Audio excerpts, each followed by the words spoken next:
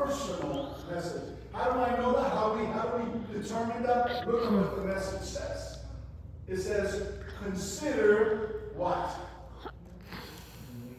Before you get that, consider what? Your ways. Consider your ways.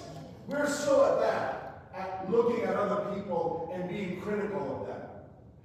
We say, I'm so happy to see this person in church today. They need to hear a word from God. No, they may need to hear a word from God, but guess who needs to hear a word from God more than he or she that is here visiting?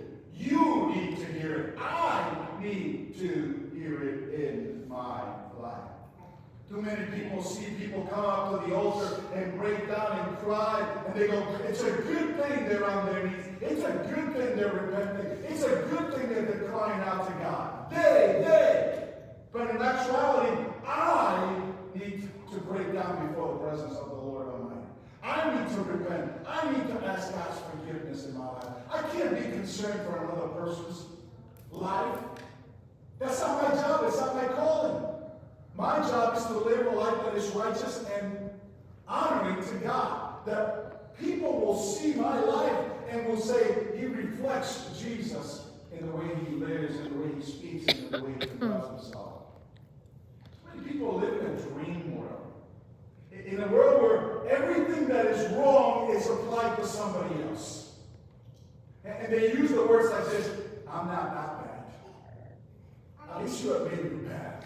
But you go with, I'm not that bad. I'm not like that person. The Israelites were being disobedient to God. They were concerned about their lives. They were looking out for their best interest. One was building and the other one was saying, I'm going to build better. And then the other one says, well, if you build better, I'm going to build the best.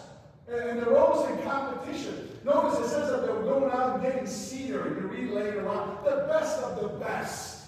Meanwhile, God's temple lay in ruins. Matthew chapter 7, verse 3 is a famous verse that everybody knows if you've been in church long enough.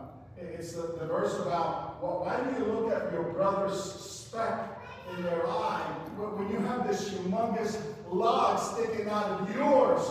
Don't be concerned about other people's lives when your lives are not right. How can you honor God when you're not living righteously? And so Haggai tells them, consider your ways. Put attention to your life. Why do you look elsewhere? Why do you think of others? Why do you concern yourself with people around you that they're doing evil and wrong when you yourself are not doing the good that you're supposed to be doing? I know it sounds like the last 2 weeks, it seems like maybe I've been too much in a corrective state, but it's not me. I feel that God works on my life, and then God says, I'll reflect it back to my people, because what I am teaching you, you're to teach them.